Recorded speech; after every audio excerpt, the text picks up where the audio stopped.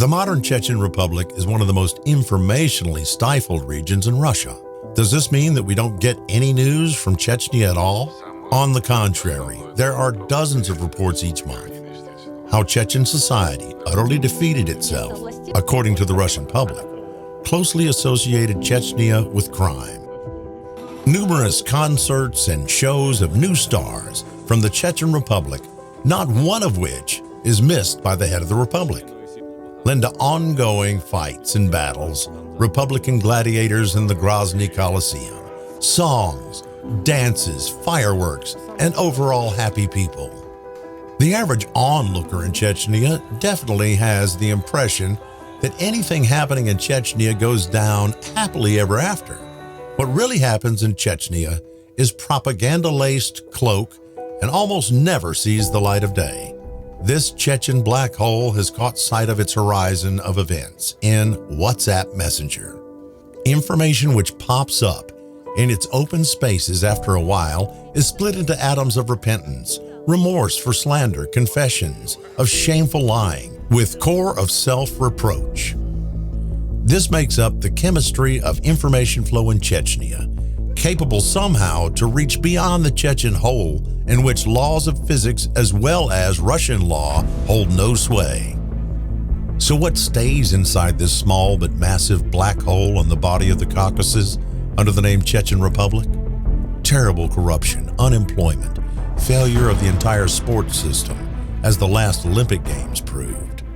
A mass exodus of Chechens from the Republic, secret prisons, uncontrolled police banditry, anarchy among clergy, and of course persecution, kidnapping, and torture of people, generally young men and women, under a variety of pretexts, from support of ISIS to support of LGBT. It's quite possible that a new law will be adopted in Chechnya dictating the punishment for supporting anyone or anything except for the Kadyrov family. Thus lies the Black Kadyrov Hole, which in the Atlas is known as the Chechen Republic. The Chechens' problems do not stop there. While fleeing from all this lawlessness to other countries, Putin's government has no intention of leaving the refugees alone. Russia requests them via Interpol on fabricated criminal matters, and the majority of cases which we know happen in Germany. Even the German authorities do not argue with the fact that these matters were fabricated. However, they consider that refugees and Prosecutor's Office of Russia will somehow handle it among themselves. Amanat Akuyeva and Salam Vatayev are examples of those Chechen refugees in Germany whom Russia requested via Interpol. The German court refused Salam's extradition to Russia due to the lack of significant evidence of the charges.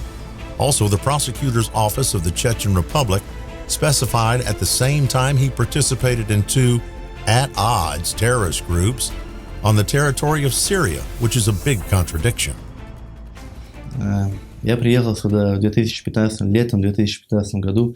Причиной моего переезда сюда стали угроза моей жизни. В 2015 году у меня произошел бытовой конфликт, в результате чего я был задержан представителями местных органов внутренних дел. И в результате, без всякой причины, без даже документального подтверждения, меня продержали в местном РОВД, то есть Сунжинском РОВД, села Северноводском, 2 месяца. Сначала я не доумевал, почему меня так держат. Причины приводились разные, но через некоторое время мотив стал вполне понятен.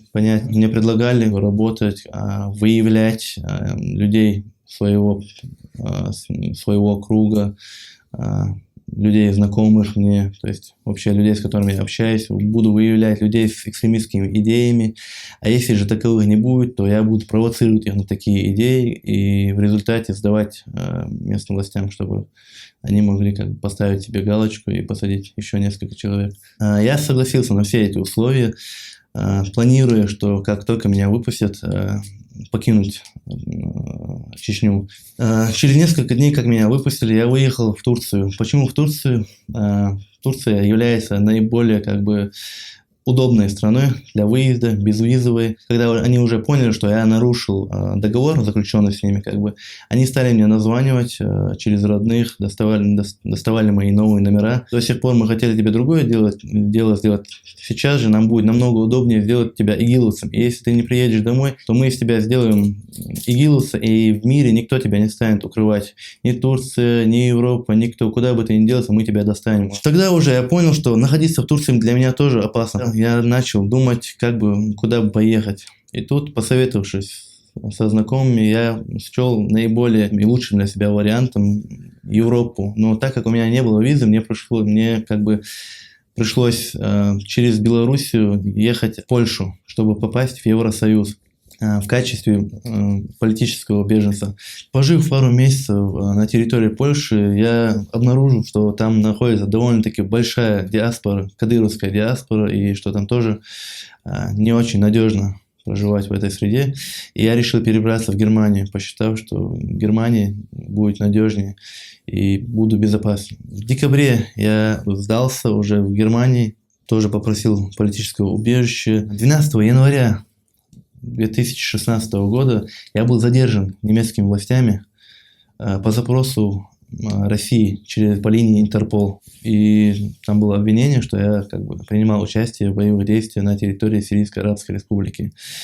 Но там не было указано параллельное дело, по которому меня первоначально задерживали, из которого начались те предложения о сотрудничестве. То есть там этого не было. Через 2 месяца немецкая юстиция постановила выпустить меня на свободу, так как не было в деле ни косвенного, ни прямого доказательства, что я и вправду принимал участие в боевых действиях на территории Сирийской Арабской Республики. В деле в целом были очень большие несостыковки с датами, временем, то есть невооруженным глазом можно было заметить, что это было сфабрикованное дело. И надо сказать, что сфабриковано очень неграмотными людьми. Даты, на которые указывали чеченские правоохранительные органы, время, в которое я якобы находился на территории Арабской Республики, я уже проживал на территории Германии. После того, как меня выпустили, я узнал, что на меня возбудили еще параллельно дело по 2 статьям. Одной из которых это вербовка и подстрекательство, что ли. То есть, если все эти 3 статьи объединить, то это вполне может потянуть на пожизненно. In Amanat's case, everything was much more complicated. She and her husband Zelim Han are waiting for a life or death verdict. There's simply no other way to put it. В данный момент ее обвиняют в пособничестве НВФ на территории Чеченской Республики. Из-за постоянной психологической нагрузки ее здоровье ухудшилось, и здоровье нашего ребенка тоже. В июле месяце Интерпол ее задержал и посадили в тюрьму. Через 3 дня сделали суд и отпустили ее от подписки о невыезде. Она сейчас отмечается 2 раза в неделю в полиции и должна проживать по прописке. А в тюрьме, когда она находилась, ее посадили в одиночную камеру. В 2015 году, в июне месяце, к нам ворвались люди в масках. Это были сотрудники ОРЧ Старопромысловского района. И ударили мою мать, и нас забрали и отвезли в отдел ОРЧ. Там они нас допрашивали, били, пытали. Конкретно, что они от нас хотят, мы тоже не поняли. Только потом они сказали, что я должен буду у них работать и внедряться в НОФ. В общем, что я должен достать своего дядю, внедриться в его доверие и сдать его властям. Это того, что я отказывался от этого. Они заставили ее подписать какие-то бумаги, что она якобы виновна и помогала кому-то там. Из-за этим предлогом нас отпустили, чтобы шантажировать этой бумагой меня, если я не буду работать. Они прислали бумаги, просто то, что она находится в федеральном и международном розыске, и чтобы ее выдали, а конкретных доказательств там нету. Они ее обвиняют в пособничестве НВФ. И там находится много ошибок в бумагах, которые они прислали. Россия предоставила гарантии Германии, что они не будут нарушать права Аминат, и что они будут содержать ее в тюрьме, где есть все условия. А я, так как отсидел в тюрьме и был в 11 разных тюрьмах, то я знаю, какие условия у них бывают.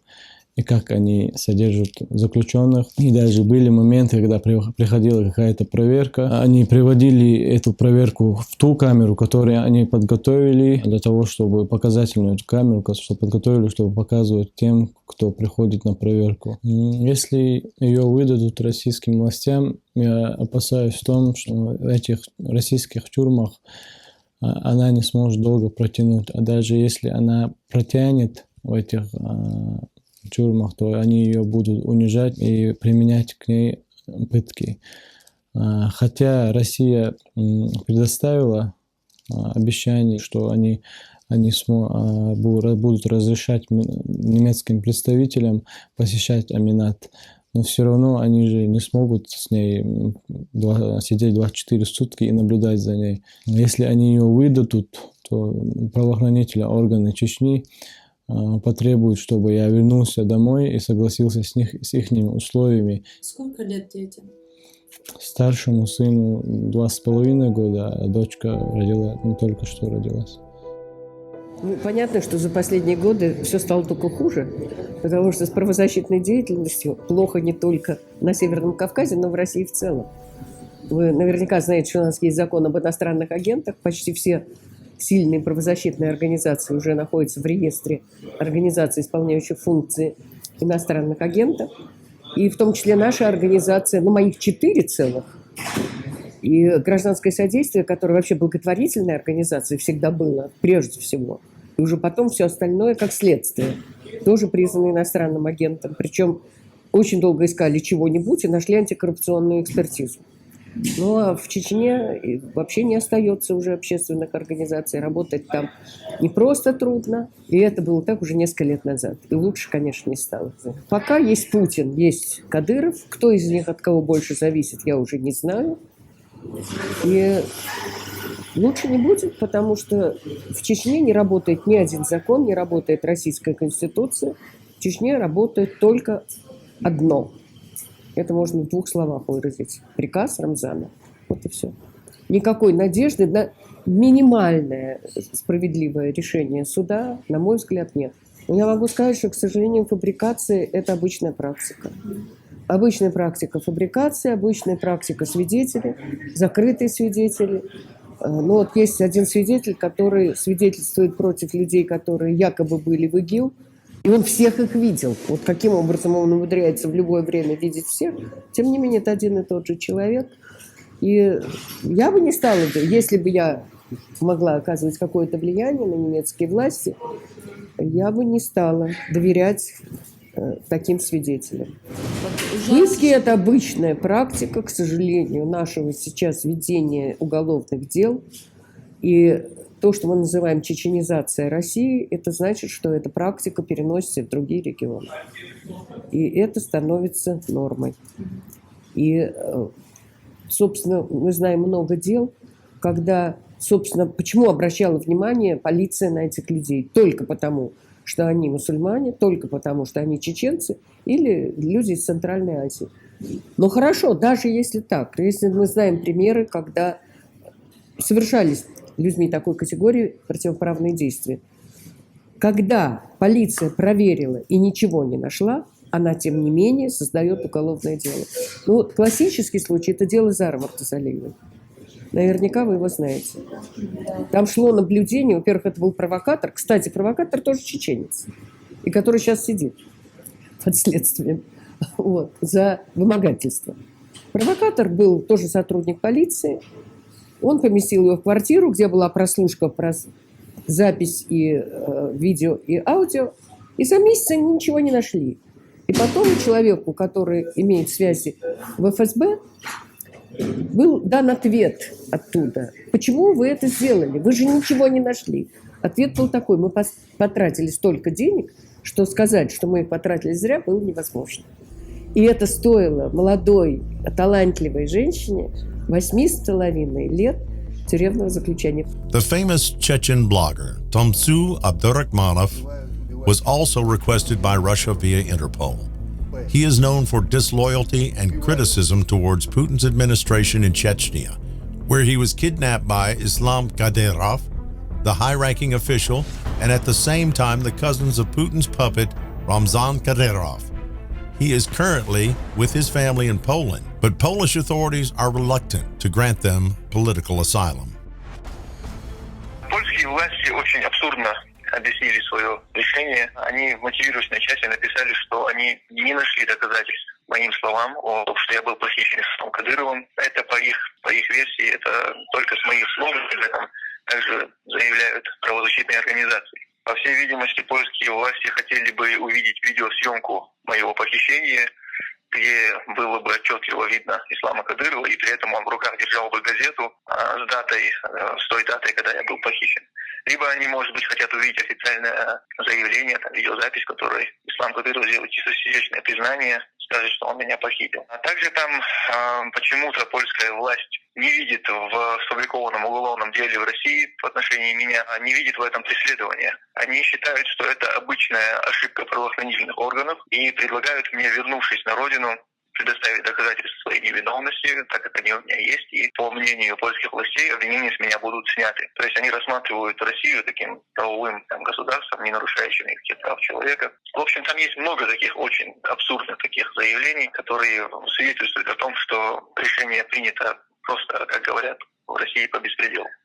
Меня Россия только подала в розыск по линии Интерпола, и мы сумели вовремя среагировать. Я предоставил необходимые доказательства Интерполу, и я был снят с этого розыска, поэтому моего задержания не произошло, а Интерпол, в свою очередь, признал незаконным обращение России в эту организацию, противоречащим Конституции данной организации, и розыск был снят. Поэтому нет, меня Россия не запрашивала, но в Интерпол, безусловно, они меня, конечно, кидали. В случае возвращения на родину или в Россию, меня, конечно, ждут пытки, ждут унижения, ждет заключение, и не исключено даже пропажа без вести или моя смерть где-нибудь в заточении какой-нибудь из кадыровских тюрем. В Европе у меня есть мои ближайшие родственники, которые просят убежище. Они находятся в Германии, и сейчас их дело находится в стадии рассмотрения в апелляционной инстанции. И их, конечно же, преследуют в России. В их отношении не возбуждено каких-то уголовных дел. Но, безусловно, мы знаем, что в Чечне очень сильно практикуется коллективная ответственность. И если бы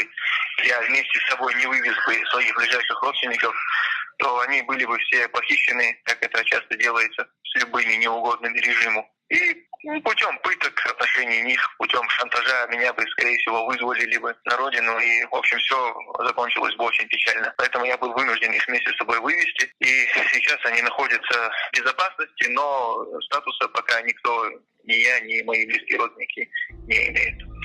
His close relatives who were also refused refuge are looking for asylum in Germany. The migration authorities motivated the decision with the fact that they do not fully believe their story. Мой брат подвергся религиозно-политическим гонениям, и мы целой семьей были вынуждены бежать из страны. 1,5 года мы провели в Грузии в статусе соискателей убежища. Грузия в статусе нам отказала, признав, что мы нуждаемся в защите, но с формулировкой, что наше нахождение на территории страны противоречит интересам Грузии, нам было отказано. После чего я со своей матерью и женой приехал в Германию и также попросил здесь убежище, в чем мне также отказано. На данном этапе мое дело находится в суде, но сегодня я хотел бы поговорить не о своей ситуации, а о ситуации с моим старшим братом. И ему также пришел негатив от польских властей. Мы очень переживаем за него, потому что боимся его выдачи российской стороне, где он будет подвергнут насилию, пыткам. Мы все-таки надеемся на благоразумие польского государства, что оно действительно увидит то, что Тумсо нуждается в защите. The Norwegian journalist Øystein Vinstad, who has experienced firsthand what many people there go through, told how safe it is in Russia and Chechnya. Well, I traveled to Chechnya because I wanted to do reporting on the human rights situation in Chechnya. I wanted to travel there with an organization called Committee Against Torture and with some other international journalists. And I also wanted to dig deeper into a story that I wrote about 2 Chechen asylum seekers who were rejected by Norway. And they ended up back in Chechnya again, and both of them died. And one of them is documented, severely tortured and murdered and killed. So I wanted to follow those stories, to dig deeper. and I also wanted to report on the general situation for normal people in Chechnya, how their lives are and what they are living under. We were in Chechnya and Grozny for I think 1 or 2 days, and we were traveling around inside Chechnya, and we got followed by some cars that was following us from Grozny. And then on the second day, on the border between Chechnya and Ingushetia, we've been out of Chechnya and on our way back in, 4 cars came in big speed and blocked the minibus that we were sitting inside. Almost like a Hollywood movie, like 1 car on the front and 1 on the back and 2 on the side. And we understand that this is some sort of attack. And out of those 4 cars came around 20 masked men with knives and sticks and different types of weapons and clubs. And because the bus driver didn't open the door, they beat their way through the windows. They smashed the front window, they smashed the side windows, and they started to climb into the bus. And they started to take every single person out of the bus through the windows. And I remember very, very vividly how they took the woman by the hair and grabbed them and pulled them by the hair throughout the smashed windows. The Swedish reporter from SVT, Maria, she got this like 20 centimeter long flesh wound, and this deep. They were shouting in Russian that they were going to kill us, and that we were helping terrorists and destroying the nation of Chechnya and things like that. They were not able to get me out of the bus. Everyone else was taken out, but not me. I was still inside the bus. And I had 1 guy on my right hand hanging through the window, beating me with a stick and with his hands like this. And I had 3 guys on the left side. I was in the very back of the bus, also dragging me and beating me. So in this process, they knocked out a tooth here in the front that was knocked out by, I think, sticks. They also knocked out a tooth here in the back. I don't know if you can see it, but here they stabbed me with some clubs and some screwdrivers here. And they pulled off my clothes. I was completely naked and covered in blood. They tried everything they could to pull me up. They couldn't. And all of a sudden, they just shouted something to me in Russian. I didn't understand what they were saying to me, but they were saying to me that they will blow up and explode the bus. And I was welcome to stay inside the bus and be burnt alive. The people run because they had something like a grenade to explode the bus, and they were just about to throw it inside the bus. I just jumped out of the bus and ran very fast towards the forest. I had 2 of them running after me with a knife and like wooden stick, but I outrun them. And 5 seconds after I jumped out of that bus and run, I just heard poof, and I looked over my shoulder as I was running, and I saw the whole, flames everywhere. The 2 people that was after me they lost me. I ran away from them, and then I was actually safe. And then I heard what was going on still, that they were beating and mistreating and torturing the other journalists and the lawyers.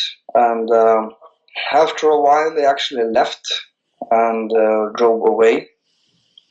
This was still on 300 meters on the Ingushetian side of the border. So their mission was to scare us and not actually to kill us, but the way things happened, the intensity, the brutality of what they did, it was just by luck that nobody actually got killed.